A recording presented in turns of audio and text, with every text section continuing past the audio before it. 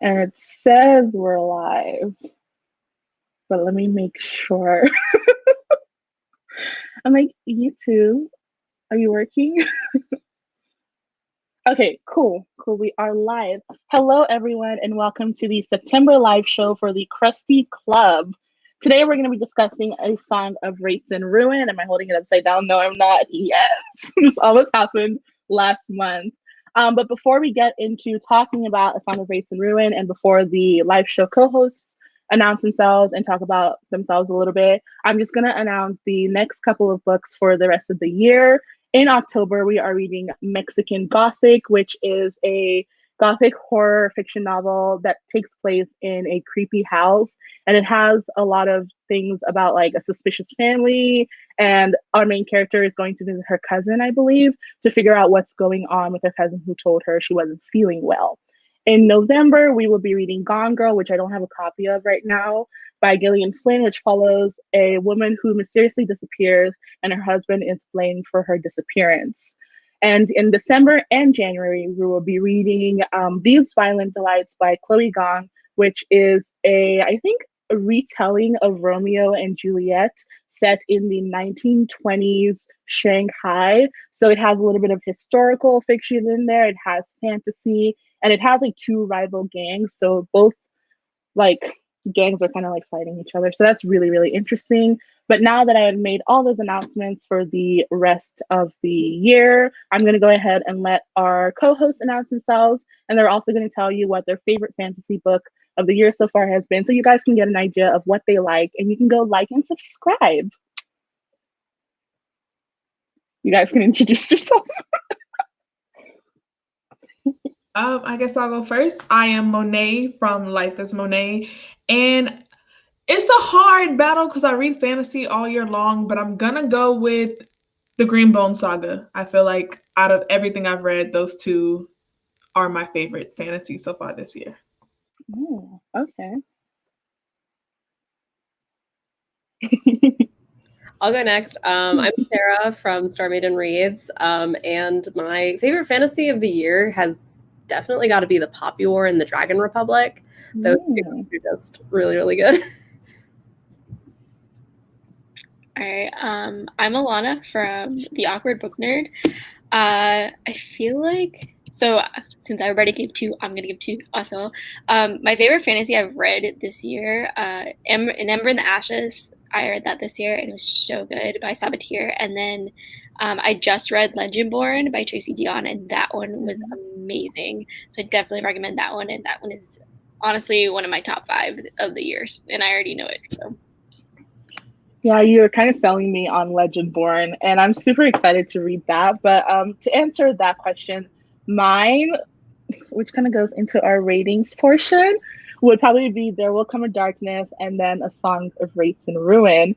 And in line with that, we're going to go ahead and now talk about like what we rated the book. And if everyone in the comments also wants to go ahead and let us know what you guys rated this book. And yeah, you can put stars to show the emojis, you know, to tell us what your star ratings are in stars, or you can just write the rating. But yes, you guys go ahead and let us know. I can go first. So I rated the book 3.5 out of 5 stars. It wasn't my favorite, but it also like it wasn't bad either. So yeah. Mm-hmm. Oh, you don't have to mute yourselves. You can stay unmuted so we can hear everything that's going on. I'm just kidding.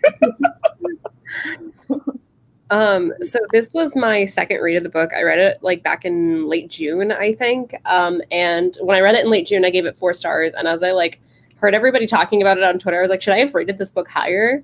But no, I read it again, and I also gave it 4 stars again. I originally gave it a 5, and that's because I normally read adult fantasy, so I feel like as a YA book, this did really well. And then we had some heavy hitters like King, Raybearer, and like a lot of things came out after. So upon reflection, I feel like compared to the books I read more recently, it's gonna be like a 4 out of 5. But at the time in the YA world, that was a great debut. So I kind of want, I don't know, I'm on the fence. I stand by my rating at that time, so I gave it a 5. Cool. Yeah, I also gave it a 5. I think even like if I could give it a 6, if I could give it a 6 out of 5, I would have. I definitely would have given it like so. I'm shaking with excitement because I love this book so much. But let's go ahead and like talk about what people are saying in the comments. Okay, I'm seeing a lot of people saying they gave it like 4 stars. I'm seeing a lot of 3 stars. So Allana, I think a lot of people kind of agree with you. The ... Is that shade? Are you afraid? Yeah, there's a lot of 3 stars in here. And I think I have seen a lot of people talk about, because we have a Discord for the book club as well. The link is in the description. So if you guys want to join that too. But I did see a lot of people say that they kind of felt like the book was good, but it was like a 3-star kind of average rating thing for them. But I think most people were like kind of on the 4 and 5 range. And we have a 3.75.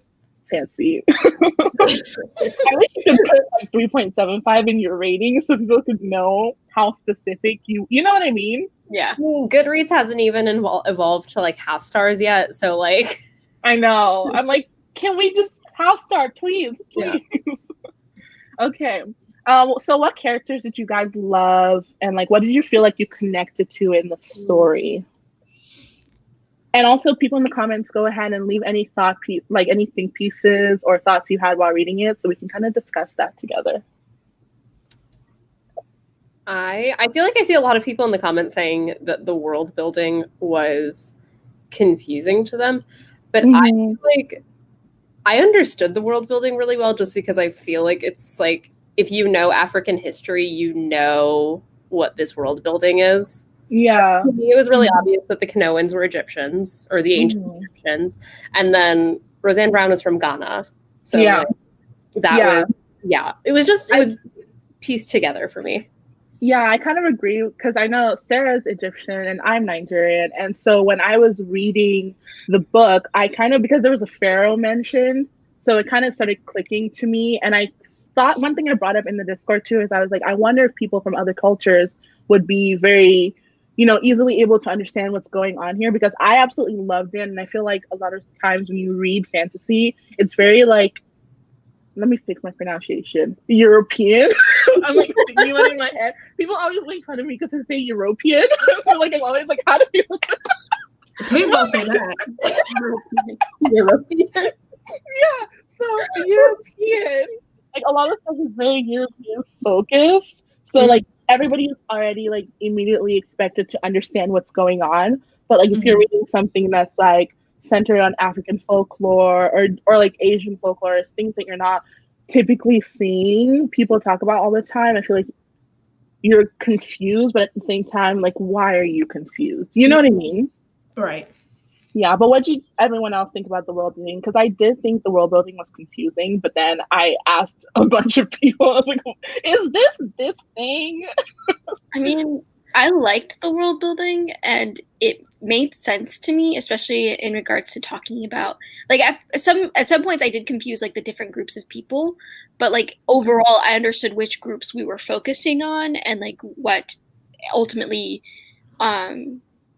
what role they played in the story overall as I got more into the story. And I actually liked the world building. I loved the way that like the gods were like broken down and described and stuff like that, especially in regards to them having like their own like deities, like basically blessed over them, because that like concept made sense to me. And the idea of like the kingdom and like them like the war over lands, like that made sense to me, just because like if you normally if you've taken a history class, that's pretty common anyways, so like that concept isn't what was it for me, wasn't really hard to understand. I think for me the lore was more important than the world building, because like the historic references and like the deities and like just the folklore, like the storytelling that came with their history just made me feel more immersed in the world. Now, as far as like it being atmospheric, I don't feel like it was, but I also didn't read a physical copy. I listened to the audiobook, and I feel like it was still pretty easy for me to follow, because I don't normally do fantasy on audio because I need to like know what's happening. But I feel like I was able to picture myself in this world because of the folklore, but I can't describe anything because I don't feel like it was very atmospheric. I feel like her descriptions came from the history more so than like the descriptions of the world. I completely agree. Yeah. That makes sense. Yeah. I agree. Yeah, I agree with you on that, Monae, because I didn't even think about it until you just brought it up, that I couldn't picture myself there. But I could picture and completely understand everything that had to do with all the places that Malik and Karina were going to. But I was like, but where am I? I don't think that makes it a bad thing though, because we have like books that become TV and movie adaptations, and we get often let down because those books were so atmospheric that we have like this expectation for what it's supposed to look like. And I think that if this was made into a movie, as long as they got the folklore down and like the storytelling, we wouldn't really care about the atmosphere. So I don't think that that's a bad thing. It's just a difference. Yeah, no, I actually agree with you 100%. I don't know, Sara and Allana, do you guys kind of like agree with what Monae is saying as well? Yeah, I completely agree. And I really liked that at the beginning of the book, she hits you with like, okay, 7 days a week, depending on what day of the week you're born, you have a patron deity. And that's like the most important aspect of like the whole like competition that happens. I feel like she doesn't give you too much information that you can't understand. I think that makes sense. Like, she gives you the basics of what you need to know and then builds off that. And like it's information that will always be brought back up. It's never information that's gonna be like not useless, but like not used in the story, if that makes sense too. It's their backbone. It's the backbone of the world. And I feel like she did that really well. Yeah, I 100% agree, because while reading this, one thing I really loved, going back to what Monae said about the adaptation, which I think the book did just get adapted or like a deal or whatever for like some sort of TV option, which I'm so excited for. And I 100% agree that it's almost better that you couldn't picture yourself here, because now they can do whatever with the world itself by like implementing the lore and implementing the patron deities and implementing, you know, the different alignments into the story. They can do anything as long as they have that basis of what is the story, what is the lore, what is the folklore, what are we like talking about here, you know what I mean? Oh, TV show. Ooh. Yeah, perfect. We better get a season 2. I did not even know that. I put in my mouth out there, so thankfully. You predicted, you manifested. Yeah, I've been seeing a lot of people discussing kind of like Malik and Karina, kind of like choosing who they kind of liked more between the two, and I'm really interested. Really interested, because I've heard some Karina criticisms. I'm often really skeptical when it comes to dual perspective novels. Like I just recently reread Furyborn, and that's dual perspective novel. And when I was discussing it with the people I was reading it with, we were like, okay, well, whose perspective did you like more? And in this, I don't feel like I had a favorite. Like I liked them both equally, because it was like, okay, what's Karina going to do now? What's Malik going to do now? Like, it was really interesting to see both. I feel like her character development was so equally done, and like I'm a really big person on character growth and character storylines, and for Karina, she's emotional and so am I, so like I understood the logic and even the illogic the reasonings behind like her decisions. So I really liked Karina, but I think that Malik's storyline for some reason was just more moving. Like we know that Karina has stuff that she's trying to do, people she's trying to save, but for some reason you don't become like emotionally attached to the story until you read Malik's books or chapters to me, because he was just so genuine. And I feel like a lot of time Karina, her character is someone who she gets angry a lot. So it clouds like the perspective, because you're just like, well, this girl's really mad and like she's fed up. Try. And I think that Malik was just genuinely trying to save his sister. Like he was so focused on that. And I think that it just made the book have different perspectives, because you have someone who's so like immersed in this world, and you have someone who's literally trying to change it. So I really liked that the way that she did the characters. Yeah, I liked both characters. Wait, Allana hasn't spoken. Allana, go first. I was gonna say, I really enjoyed Malik. Like, I really related to him with like just where he was in his mindset, especially when he was dealing with like the anxiety and the panic attacks. I was like, dude.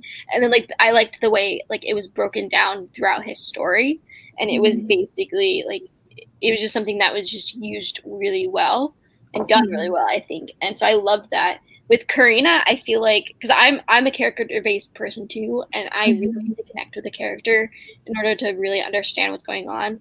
And like I feel like I connected with Malik so well, but with Karina, like I understood where she was coming from with a lot of the things she was doing, but I couldn't connect with it, if that makes sense. So like, and I think it might have been like at certain points I felt like she would jump, her thought process would just jump, and it would just throw me off, and I'd be like, wait a minute, you just went from point A to point F. Where did you go? Like, where did B, C, D, E, where did that go?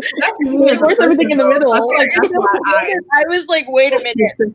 I feel like I would get angry a little bit. I'd be like, wait a minute, you didn't think this through at all.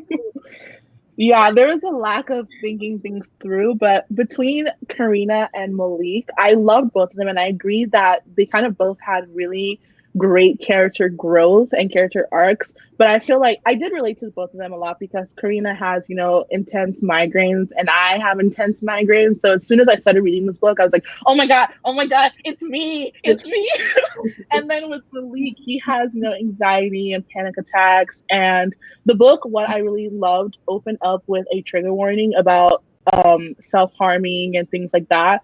And so I really, really related to Malik's character, especially because he's a refugee. And my mind was like, period, representation.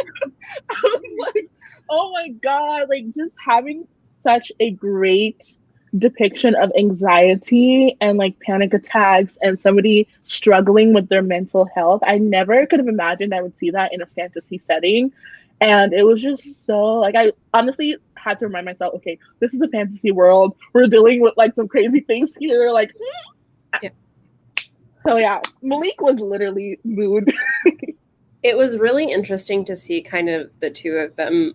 Like, I kind of realized that like when you first meet Karina, her motivations aren't really that clear. Like, it's like, oh, my mom doesn't love me. Like, I want to leave the city. I'm gonna like go play the oud in like a bar, and I want to leave, and like that's it. And then the second her mom gets axed, she's like, I gotta step it up. But then with Malik, he starts off with really, really clear motivations because it's all centered around his fantasy or his family. But like when he starts having feelings for Karina, it kind of gets lost. And I really liked seeing that kind of like mirror image between the two of them. Yeah, the whole story was just so interesting, and like the characters were so great, but the plot, let's talk about the plot, honey. I think we're going to start entering spoilers now, guys. Yes, yeah. So if you haven't read the book, this is the perfect time to run away and go read it. Because you need to. But what did you guys think about the plot and like things that happen? Feel free to be as spoilery as you want.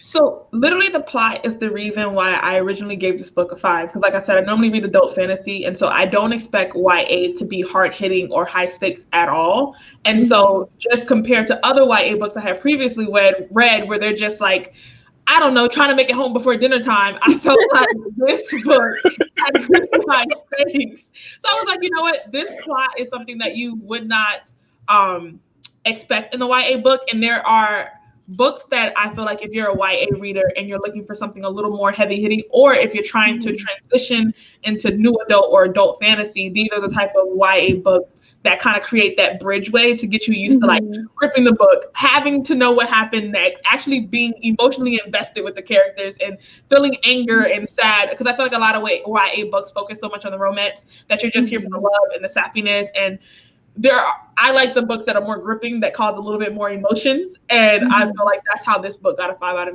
from me because of the plot.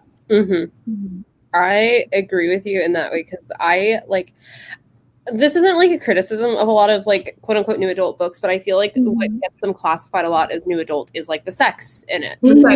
And this was like, I mean, it did kind of have sexual content because there was a lot of a relationship implied between Tunde and Karina. Yeah. Like this, like straight out of the gate, Malik is about to murder Karina, and you're like, Yep. oh, okay. Straight up, he was like, I gotta kill her. Period. I have to kill her. There's nothing else to be done here. I have to kill her. I like that he didn't see her and immediately fall in love. He saw her and was like, oh, she's cute enough. I thought she was going to be. You know what? She's cool. Maybe she doesn't deserve to die, but I still need to do this. I really love how they were like, you know what? It seems sad that you have to die, but you must. Yeah, I think for me, I think the plot was good and I liked the concept. It just like, I don't know why it just didn't pan out the way, not that way I wanted it to, because I figured out how it was gonna go, but like it didn't pique my interest as much as I wanted it to, because like I almost wish the romance wasn't even there, because I for me it would have just been even better, because I'd be like, kill him, like I was like, oh, your romantic feelings, kill her, like that's where I was, especially when she like okay, we're in the spoiler section. Okay, so especially when she chose Tunde, I was like, and then she the part where I said the way she went from point A to point F was when like she chose him, and then she was immediately like, she decided not to kill him, and she was like, oh, I can be happy with him. I was like, girl, you literally that's the one thing that made absolutely like that was the one part of the story that didn't make any sense to me. I was like, you have him here, just kill him. I was like, just kill him. I was like, you literally just threatened a whole bunch of people to finally get your power back, and you're just gonna settle? No. Like she did the whole thing where she pretended like she poisoned everyone. She was like, I poisoned all of you. Who's the person? Tell me or you're all gonna die. Like you did all that and you're still not gonna kill this man. Like you did all of that. That's what like, so here's the thing is like in an ideal world for me, it would have gone one of two ways. Either she actually did kill him, or she realizes I don't need to kill him because I am an adequate enough queen on my own. Like that would have been it for me. Not like, oh, I can't. It's like, yes, you can. Yeah, she literally was like convincing herself that she could settle. And that's what pissed me off. Because I was like, wait a minute. One thing if you decide not to kill him, but don't do it because you're settling. Do it because like this is where it was. And then I think the fact that it was interesting to me was like she was the main one, like as like you said, Sarah, like she was building up like to killing, and then he was kind of like getting to that point where he was like, I mean, I don't really wanna. Yeah, exactly. And then he was the one that ended up doing it. I was like following through with the plot. I was like, okay, like there you go, kill her. Like the plot was just so good, and I didn't expect so many. I know I just highlighted a comment about plot twists. I did not expect so many plot twists. My mouth literally dropped. Like, even from the beginning, like, I already knew that Karina's mom was gonna die. Like, I already knew she was gonna die. But when she turns around, like, you know, in the beginning scene where she's like, oh, Karina, like, I could never hate you. And they, like, have that discussion, and they're like, oh. And then her mom gets stabbed. No, but she doesn't even say, I could never hate you. She goes, you think I hate you, and then she dies. Like the audible gasp, like I gasped and my mom was like, what happened? And I was like, oh, it's just an audiobook. Honestly, as soon as like the guy was attacking them and then they were like, guards, and nobody came, I was like, it's a plot. Somebody's plotting against them. I was like, who did it? Like, somebody was listed for rape. I was like, suspicious. Nobody's coming.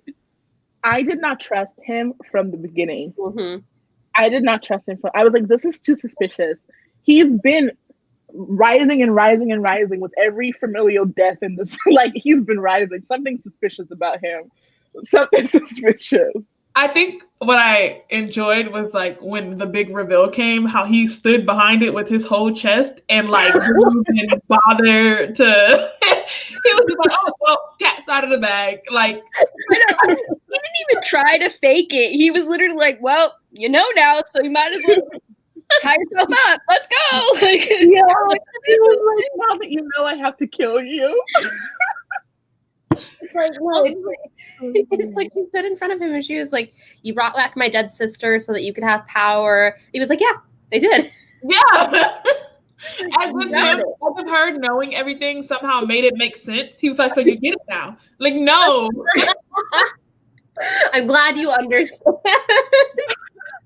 To be honest, I kind of agree with this comment. I didn't see any romantic feelings or anything romancy between Malik and Karina. And one thing I wish fantasy novels did more often was be like, hey, I think this, and I think Monet mentioned it, where like Malik went from being like, oh, Karina's pretty, she's cool, maybe she doesn't deserve to die. I feel like I should have stopped at the maybe she doesn't deserve to die, because I just don't think that they work well as a couple or any type of romance vibe. I feel like they work well as colleagues, like people trying to defeat the greater evil. And it's weird because I always say, oh, I love romance, but like, why do I love this? And then why do I love this Savage Song? Two books that have like no romance. I know. I was like, really? I'm not an instant love fan. So I thought, I was in my mind, I'm like, okay, this is going to be more than one book. It's going to be a series. Maybe we'll get to that point. But just the fact that they didn't end the book with them in love, I was satisfied, because I feel like so many times that takes over the whole book, the romance part. Yeah. I would really love to see in the next book, like, that him trying to like rekindle them at her romance and her being like, you stabbed me. Yep. You stabbed me. Honestly, and then they just spend the next book trying to kill each other again. Perfect. Yeah, I think that's what it's gonna be, because it's like she can't even say anything because she was gonna kill him too. Like there was a moment. Yeah, but he really doesn't care about that. He still has to die. Yeah. Oh my god. Well, there's so many shifts with the Dele.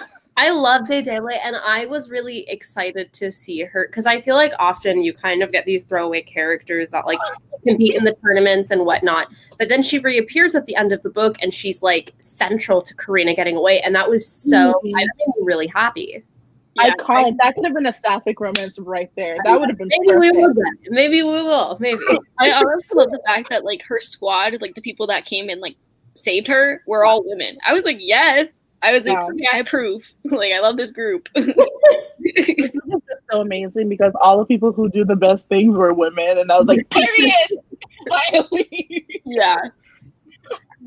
I liked a lot of the things that happened, right? But I will say I agree with the criticisms of things being very convenient. You guys probably didn't see this, but in the Discord, everybody was like, a lot of things are really convenient here. Like, Fareed's entire plan was literally contingent on everything being perfect. Like, what if something went wrong? Right. You know? Yeah. That is true. I agree. When he explained why like Malik's magic didn't work in the first round, he was like, oh yeah, I stopped it from working because I wanted to trick. I was like, Somebody said that Malik and Karina weren't a ship in the original draft. Oh, they weren't? That's what. Yeah. You can kind of feel that though, because most of the story, no vibes of that. Because like those moments when they like were like slowly finding interest in each other, I was like, where is this coming from? Y'all don't even know each other. Like you don't even know his real name. It felt to me like Roseanne wrote the book, and there was like no ship of them, and there was kind of an idea. But then the publishers or the editors or whatever were like, hey, let's add some romance because this is a YA and you need romance in YA. Because I can't really think of any YA, like super popular YA stories that don't have any romance at all. I can't think of a single one. Yeah. You know? So that's why I'm like, maybe it kind of feels like they added that, you know? That's probably. Arguably, I feel like Malik had more chemistry with Tunde. Period. He did. Honestly, their romance was amazing. I loved the relationship between the two of them, and I feel like you established Tunde as a really like good person. Awesome. Is it like a rubber band that he gives Malik? Oh yeah, I remember that. Like that just endeared him to me like instantly. I know. I was like, did he really deserve the ending he got? No. No. If anybody should have survived, it should have been him. I know there was a guy who like nobody really liked that was one of the champions. I can't remember what his name was. Oh, I know. The one from the Sun Temple. Sun Temple, I can't Yeah. remember. Why wasn't it him? Why wasn't it him? Like he should have been the one to get that ending, not Tunde, because Tunde was perfect. Mhm. I know. I was like, man, y'all had to take him. Why? Well, I feel like if it had been him, then she wouldn't have hesitated to kill him. That's true. Yep. Risk. Honestly, I feel like everybody kept hesitating in this book. I was like, kill them all. A little bit. Yeah. I mean, they're not murderers. Like, this is your fault because you keep putting this into me and Allana's minds about reading adult fantasy where everybody's just trying to kill each other. That's why like Adult fantasy, 3 people would have died in the I feel beginning. like we could have gotten like a real murder in here though, like aside from like the Kestrel, like I feel like we could have gotten like a real murder. Oh, I yeah. would have loved a shikif death where someone died that we had no intention or even thought that they were going to be the ones that end up dead. Like, I felt like that would have been good towards the end of the book. That would have been interesting. The sister, I will say the sister plot, I didn't see coming. I had an idea about Farid. I was like, he's suspicious. And then at the end, I was like, I knew it. But then the sister thing, I was like, oh, I didn't see that one coming. Yeah, I didn't see that coming either. I was like, that's actually a little creepy. But I should have probably sensed it because he was a little weird with her. It was a little weird. Oh. Huh. That's Interesting. Bodyguard? You know what? That would have been fire. That's interesting. How old is the bodyguard, though? I felt like Wait. she was older. Maybe they were gonna make the bodyguard close to her age. I know exactly who you're talking about. I feel like she was old. She was. She was there when her mother was born. Yes, and she was her mother had colic, and then I never imagined I'd like see her die. Yeah, unless there was I think another bodyguard we don't know about. I think maybe the bodyguard was originally supposed to be like close in age to her, like how Winter and the person in if you have read the Lunar Chronicles, Winter's story, like that story, maybe that's what Roseanne was kind of going for with the bodyguard romance. So I feel like she definitely would have had the bodyguard be way younger, like Karina's age, maybe someone who's like grown up with her family, and the person and Karina have been. I'm saying the person because we want. We would like it. We would like it. Because I just Karina, she just gave me that energy. So. I feel like just Karina and Malik, their personalities just do not mesh for me. Like opposites attract, sure, but like I think that their relationship wasn't, you know, like when you meet someone and like they help you grow, they help you gain confidence, and like you feel some type of affection towards them, and you might think that is love, but then later on you realize I was tripping. This is just a really good friend. Like I think that they probably were a little confused as to like, here's this girl that's like making me hesitate on doing this horrible thing, and I'm gaining more confidence, and I'm doing this and that, and I just feel like it was confusion. Like you think that it's love, but it's just a really good friend. Yeah, we need more platonic romances. Like we need more. I love this person with my entire heart and soul. I will lay my life down for them, but I'm not in love with them. We need that. We need more of those. Because you have different relationships with different people, and I feel like you can absolutely love someone with your whole heart and feel like they inspire you, but you're not in love with them. Like fantasy authors, please, if you're watching this for some reason. And I think, like, I mean, at the end of the day, if they did have a romance, which, I mean, we don't know what's going to happen in book 2, but, like, what do they have in common with each other? Absolutely nothing. Like, Karina is, like, this privileged princess. She also is, like, the now queen of this empire that invaded Malik's home. He is a refugee. They can't relate. Even their powers are opposite. Yes. Like, at the end, you realize, like, not that there's a good or bad side, I don't think, with their powers, because the way that it was explained in the book, I feel like it was just very neutral, like, from when the little girl was talking about it. But, like, their powers are exact opposites, too. So I was like, I don't know, there's just a lot going on. They're like oil and water. Is that what oil and water? Like, they just don't mix well. And I feel like I really, really, really hope, and it's probably not gonna happen, that we just don't have any romance. Like, let's just be platonically working together to destroy Farid and his army. Yes. Yeah. Yeah, they could be like a Kenji and Juliet. They could just be really good friends. Mm-hmm. Yep. I was Friendship. I saw somebody talk about this, and I didn't even think about this until right now. Yeah. Oh my god. Yeah, her body. I just thought about this. No. She would be a teenager. Yeah, I mean that's creepy, but also the fact that she's not even really there. So he just has his body, this robot basically. That's weird. It is. Ew. That's just nasty. Yep, we definitely agree with this. Mm-hmm. Okay. I mean, she's like the first attractive girl he's seen and like had a long conversation with in like what, 10 years? Yeah. So, I mean, ever maybe. So yeah. I think one thing that I was thinking about while reading this too was when Farid like exposes that he is, you know, the evil person who has done all this. I thought it was really interesting and an important discussion that he brought up about how if Karina's mom knew who he was, or like who his parents were and who he was, she would have killed him. And I think that's really an interesting thing because it kind of makes you think, because we are thinking of Karina's mom as this amazing person, like she's just such a strong queen, a strong mother, and like whatever. But in reality, like in situations like this, she would have killed him. You know what I mean? Like it's kind of like like as a royal, like they've definitely done bad things. So you know how Karina in the story was like, oh, my mom is just so strong, and like all of this, like after her mom died. You know what I'm saying? Yeah. I mean, I like books that have plots like that, where you have this perspective from this group of people and you're kind of rooting for them to win because that's the perspective that you get. But at the same time, you know that their whole foundation of existence is based off the blood of someone else who was literally done wrong. So it's like, do I root for you? And then is it fair for you to pay for what your ancestors did?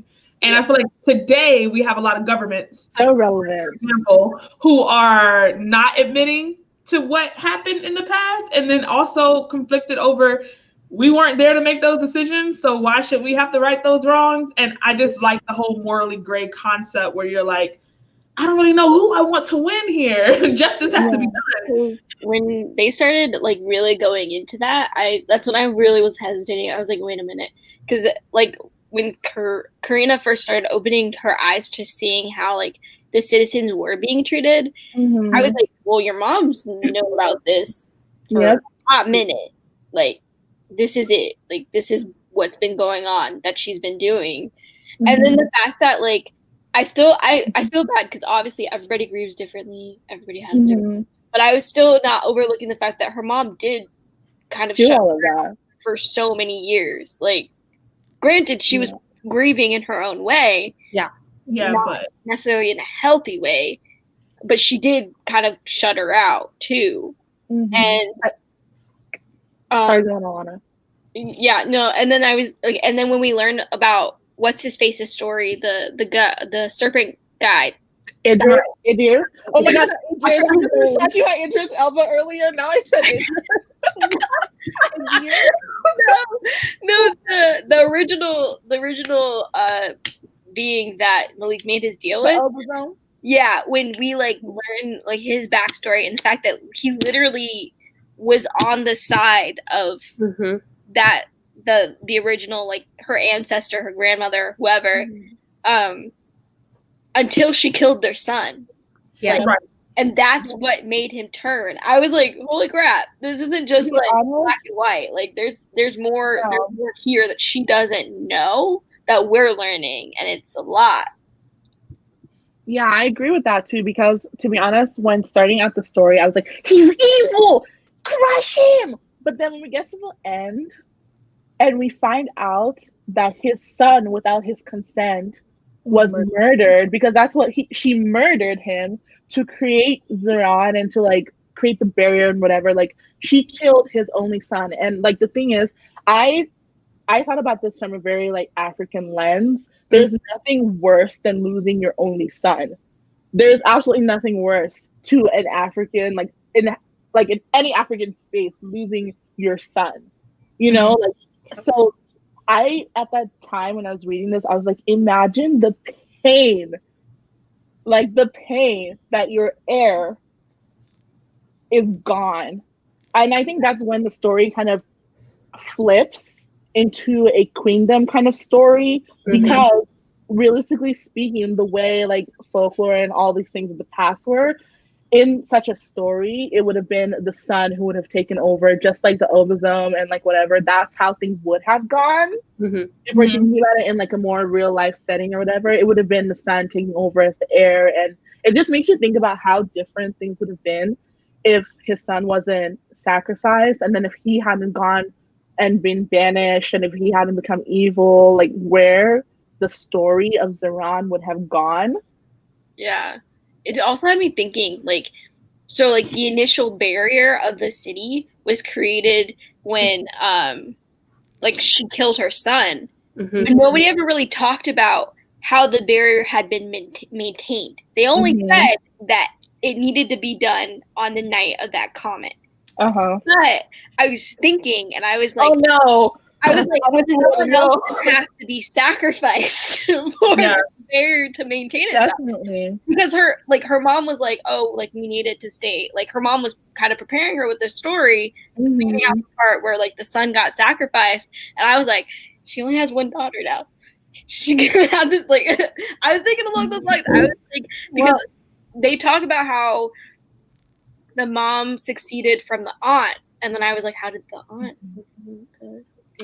I think there's something to be said because she sacrificed her one and only son, and there wasn't another boy born for generations later.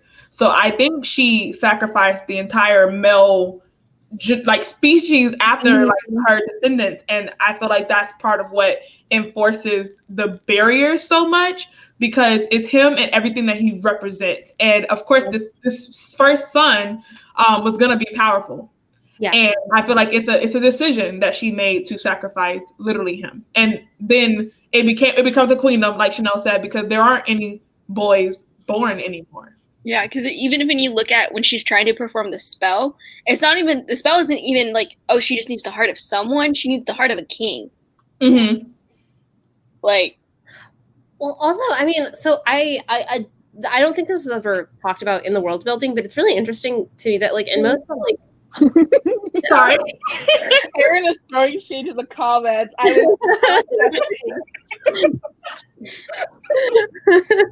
Sorry, go on. I saw that comment and I was like, is Monae gonna react? No, continue.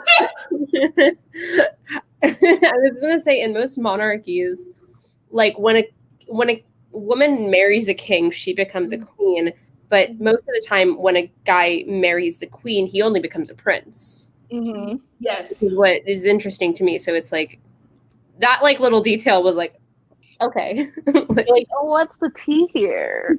I do think also this might be a bold comment. I don't know, but I would argue that besides Fareed, maybe not even him, there are no villains in this story. Because the Obazome is just a very, very evil, villainous character for like 80% of the book. And then you find out what happened. And if you can even think about like even if it's not your only son, think about your only child. Like you're asleep, minding your business, whatever. You wake up, your only child has been sacrificed for the creation of a kingdom. Yes, by your spouse, for the creation of a kingdom where you are not even allowed to exist. How would you feel? I don't know about you guys, but I would be plotting. I'd be plotting. Like, I mean, he was. He was. Anyway, so it's like, I hate to say that it's understandable, but it's like, like his anger is valid. Yeah. And I totally get that. If you think about it too, like you notice like the deities never, like, though initially you like think they're bad, but like you realize they're very neutral almost. Yeah. neutral borderline, like starting to take a little bit of a side or trying to redeem like things they had done. Like even with the hyena, because at first, like it was initially her granted wish that got them involved with I'm not good at remembering his name. I don't know The Ozone?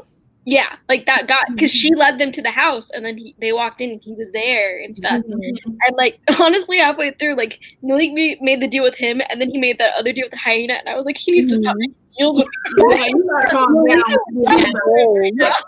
He doesn't even think. Like, I remember when I was reading this, I talked about it with Cindy, and she was like, the way Malik literally just went, I'll do anything. Why would you say to somebody, I will do anything you want me to do? Because they're obviously going to pick the worst thing possible. But have stipulations. Like, they're going to pick the worst thing possible, you know? Speaking of hyena, like, was everybody else surprised by that reveal, or am I stupid? I was surprised. I was so surprised the first time. I was like, I was shocked. I was surprised, but I also wasn't, if that makes sense. Like, I felt like she was something special anyways, and I loved her. Like, I literally was like, oh my gosh, it's my favorite person ever, whenever she came up with the story. I was like, I don't know what she's gonna do. Especially when, because, like, there's that moment when she, like, released Malik. I'm so sorry. Sorry, Allana, go on. That was really there's the moment where she releases Malik and she like kind of makes him realize like he doesn't have to do everything himself, and like everything bad that happens is not his fault. And it was a moment where I was like, oh my gosh, I love you. Like I was like, I love this moment right now because like it's so true. But then like, I don't know. I liked the way, like, she came into the story, especially towards the end when she was like, I need to, like, basically, like, I owe people some debts that I'm gonna help you for a little bit because of that. But she was also like, but I'm also going to sit on the sidelines and laugh at you. So she was so funny. Like, and I love that her name was Hyena because I started cackling the moment I saw that name. Like, when Malik told the story, I was like, like, it was just so funny. I agree with this. I think that's probably why she banished him. Like, it makes complete sense. But I was just like, man, I'd be so bitter, like simmering for hundreds of years. Like, all you have is time to think. There's something to be said about like women and like the roles that we play in history when we become villains, because we will sacrifice.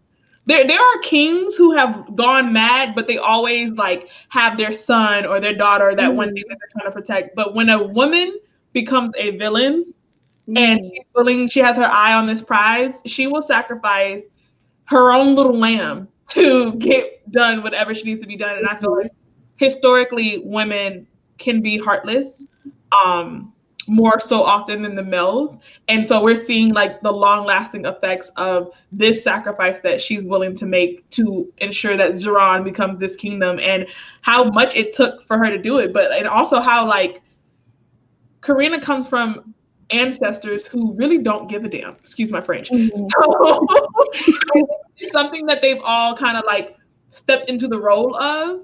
And I'm going to be this villain for the sake of my people, even though we all know that like the people are still suffering. But I'm going to be this evil being because this is what the people need. And I wonder how that's going to affect Karina later on, because she's teetering right now. She's on the fence. She doesn't really know what good is because she's still caught up in her emotions. And I feel like it's very easy for her to become the ancestors that she's a descendant of and just say to hell with all of you and take back her kingdom, whether that's actually for the benefit of the people or just her pride. Yeah, I definitely think in the second book, and we can like share some theories about what we think will happen in the second book now. So if you guys want to leave some of those in the comments, and we're going to think about those. But I feel like in the second book, Karina is going to absolutely lose her mind. And there's going to be something disastrous because the way she just tossed her dad's like, what was the guitar or something? The way she flung it in there, she was like, oh, that's it? Period. She was like, you can have it. What's the riddle? I know. I was so mad at that scene where she sacrifices essentially the thing that is the most important thing in the world to her, because it is the last. I never thought about it again. Huh? She never thought about it again. I know, but also at the same time, she didn't get a single satisfying answer. Like, she had to go to Malik to get, like, the answers that she needed. That makes me even madder now that she's settled.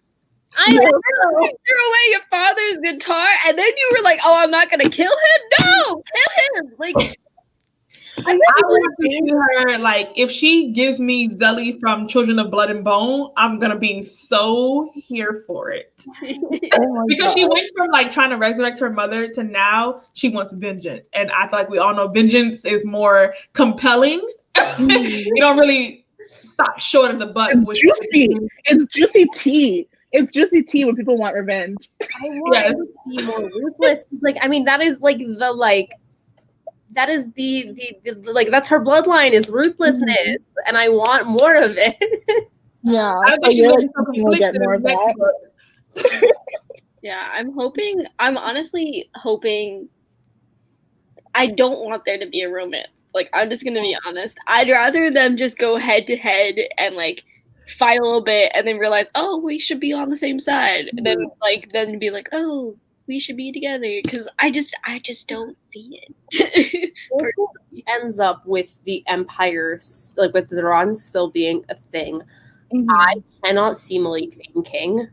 Yeah, me neither. I'd really love to see him as like an advisor or an ambassador or something, or like a magic teacher, because he's clearly very well versed in magic, but I cannot see him. Like, I hate this like plot that we get in YA a lot, which is like the love interest ends up being the like ruler of the kingdom that like invaded their kingdom, and it's like, that just I hate when that happens. I so mad because of how mad he was. Like, whenever he would get to that point where he was like, I'm a killer, like he would get so mad because he was like, it's not even the thing of like how mad he got. Like, it's not even that, because even in the scene where Malik and Karina are dancing, and he remembers how this is a dance from his people, but they're taking that dance and they're dancing it, but they don't want the people who created that dance to do it. You know, so when he was thinking while he was dancing with Karina, and he was like, so you appreciate our dance, just not when we're doing it. That hit me so hard. So I really hope Malik is never king. Unless they completely tear down Zeron, I hope he is never king. Even then, I kind of don't want to see this king. For real. It really does. Yeah. Give him a day to like chill with his family for a little while. Can he just be peaceful? Like, I just imagine him with his sisters having a good meal. Like, can they just have a good meal and walk around Zeron for 5 seconds without feeling like they're going to be snatched? That's all I want. I think that he's not going to reach his fullest potential with his sisters, because they're going to be his weakness. And anybody that wants to use him or his magic or compel him to do stuff are going to know exactly who to go to, which is going to be his sisters. And so I don't want them to die, but it's like, could you move them around so I can see that he can move? I can be moved around, please. Back to like the mom. I hope he finds a safe place to like send them off to, and nobody knows where they are, so like he can be his greatest self, because they're really holding him back from greatness. He just needs to pull a resend with Valaris and just do that. So they're just hide it. Just hide it. Oh my God. Put them in there safely so he can cut up, because I feel like they're gonna hold him back. They're his weakness, and that's not bad. Yeah. I feel like Layla understands that Malik is objectively like kind of like, I mean, she goes off on him and she calls him a coward, and like she has that whole speech where she's like, you've never stepped up. I am the one who has been taking care of this family. Like, she does the like African first daughter like rant that everybody who is an African first daughter wants to do. Let me just take this quote right now and tattoo it to my forehead. Literally. Oh my gosh. Okay, so we're getting to the last 15-ish minutes of the live show. So I'm going to go ahead and ask everyone to kind of think about their favorite scenes, or if you want to be super specific, I'm going to talk about my favorite quotes so we can share a couple of those. So quotes or scenes, we're going to go ahead and share some now. And also, if you guys want to bring up anything else you like have thought about throughout the live show that you want to bring up that you thought about the book. You can share them now. Oh, I do want to talk a little bit about the language in this book because I don't. Okay, I gotta look this up. I'm embarrassing myself if I mispronounce it. If I. Oh, that just reminded me. In this book, when Karina goes with the little girl, I forgot what her name was.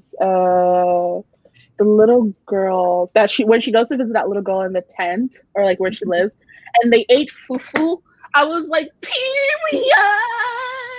Like when the older woman tells her not to choke on it, I told my mom about that scene, and she was like, "Oh, this is an African author." I was like, exactly. Finally, we're not thinking about Arafka water or whatever. I love Verdugo, but like, finally, something I know is real.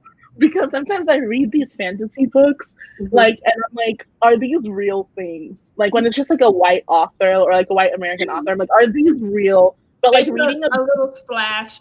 You know what I mean? Yeah. And then you read a book and you're like, this is 100% a real meal. I love that they added this thing here. Thank you. Because sometimes you want to eat something and then you go Google it because you're trying to find a restaurant and it doesn't exist. So Ghana is like, Ghana's in West Africa, and so it's therefore located pretty far away from the Middle East. But I was really surprised to see how many like words in this are words that I recognize from speaking Arabic. Mm-hmm. So his what's his undercover name, like Adil Asfur. Asfur in Arabic means bird. Mm-hmm. And like there's so many little things in here, and I'm like, that's Arabic. That's an Arabic word. Yeah, I was gonna bring up the names too because I felt like there was a good mix of different names. Mm-hmm. I really liked that there was, a lot of representation in the different names that the author chose to use. And that was just a really nice thing. I was like, oh my gosh, there's no Ashleys, no offense to Ashleys. There's no Karens, no offense to Karens. There's not like a white person in this book. We had some good culture. I was over here writing down names. I was like, okay, for future children, we gonna look up this one. That does remind me. So, I know we pronounce it Malik, but like that name in Arabic, Medik, means king. Mm-hmm. So. Yeah. When I was reading that, I was like, I love that because there was such a good mix of like West African and like other like. I could go on for hours, but I just love the mixtures of names. It was so good. Okay. Does anyone have any quotes they want to share? Yeah, it did have a lot of North African mixtures too. I don't have a quote, but I do want to say how much I did admire the relationship that Karina had with the little girl. And also like this, it's like she snatched the veil away from Karina in a lot of ways, because when she meets her, she's just like this happy little girl who wants to show her how to have fun and drink and dance. And then you get to the part of the book where things kind of go completely left. And I feel like if there was ever a moment in the book that kind of made Karina be like, well, wait a minute, something's very, very off here. I wish the little girl had more of a part in the book. Yeah, same. That's why I was struggling to remember her name because she was so important, but at the same time, she was so important to Karina and how she saw her kingdom, and just what they did to her family showed her how evil and ruthless they can be. And yeah. You're so amazing. Okay, so I have a quote while you guys are thinking. Oh, I have a couple. The first one I want to share is if anybody has their book and wants to tag it as well, I'm just going to say the page number. It's on page 345, and it says, slaves deserve to be remembered just as much as queens.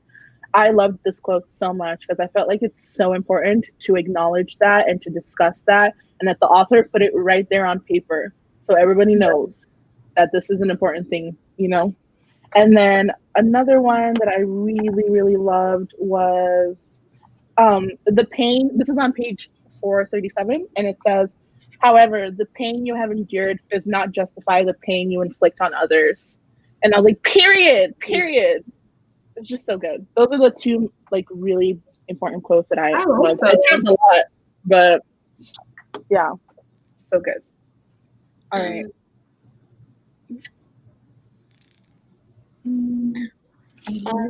For me, I think I'm gonna stick with like what I said previously, where I loved all the scenes between Malik and the hyena, because I feel like she did a really good job of coming in and really making him kind of like question himself and like what he was really doing there. Like even when he was like the first time he tried to kill the princess, when she was in the carriage, and he like when he conjured cannibals, and I was like, oh my gosh, this is very extreme.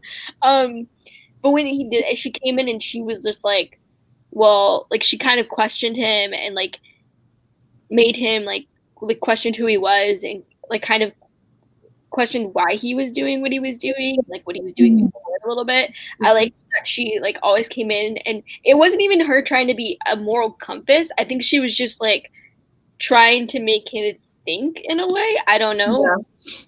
I just liked those scenes because it really showed that like though they kept calling her like the trickster or a trickster, she really was trying to like,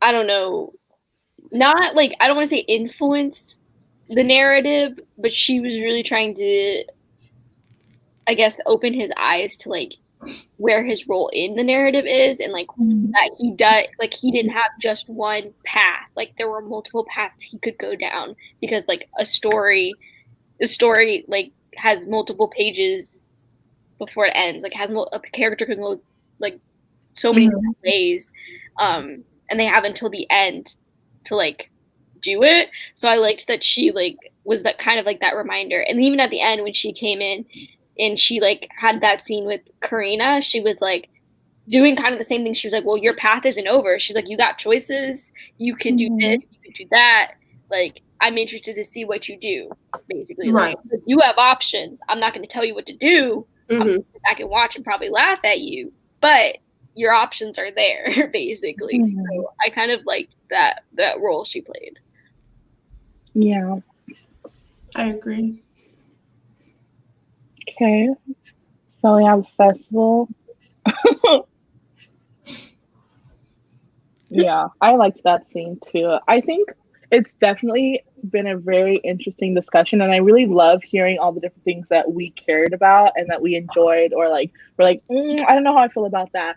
And my biggest concern is that I really hope that when the adaptation comes out, we get a cast that represents what I just read in here, because there's a lot of dark skin, brown, dark skin, dark. Like, we better get that. And I really want Karina to be plus sized, because there's a lot of emphasis on like how curvy she is, and she's described as like soft and like I want that. I want that. A plus size Karina, I'm down. Karina felt very much like somebody who is the embodiment of a lot of representation that we need in media. Like, we need a plus size, dark skinned princess in this adaptation. Matter of fact, the whole entire cast better reflect the book, because I will be very upset after what they did with Shadow and Bone. I'll be very upset. So I just hope that they give us what we properly need and desire from the adaptation. I'm very happy and very excited to see what goes on with the adaptation, and I'm very happy for Roseanne, because this book is just chef's kiss. But yes, you guys have any last minute thoughts you want to share or talk about? Anybody in the comments want to mention anything that you guys last minute thought of? Yep.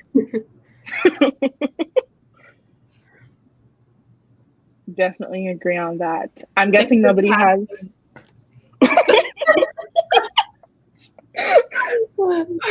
They need recommendations.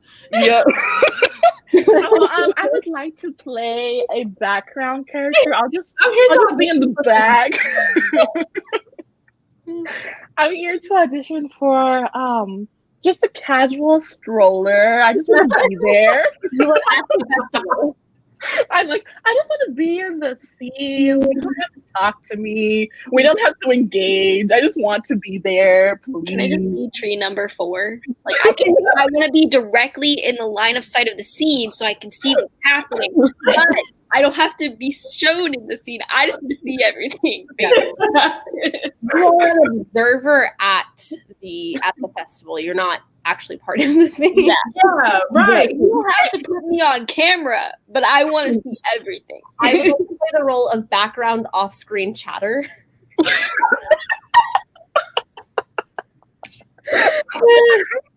Oh my god, not me being like, I want to play the part of the person who claps. Oh, wonderful. After Karina performs and she's like with that one guy in the beginning where she like beats him, I'll just be like, I'd like to boo during the walk of the tournament. Oh my god.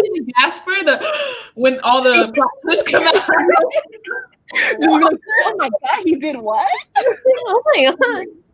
Oh my gosh. Thank you so much to everybody who joined us for this live show and to the wonderful, wonderful co-hosts for joining me. Make sure you guys check out all of their channels. I linked everything down below.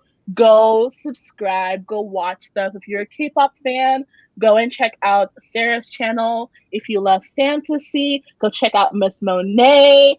Whenever she gives us another video,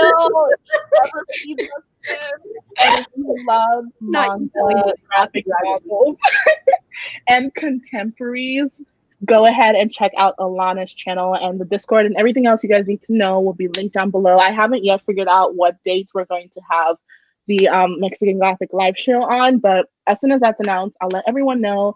Again, thank you so much, everyone, for joining us. I hope to see you next month. Goodbye.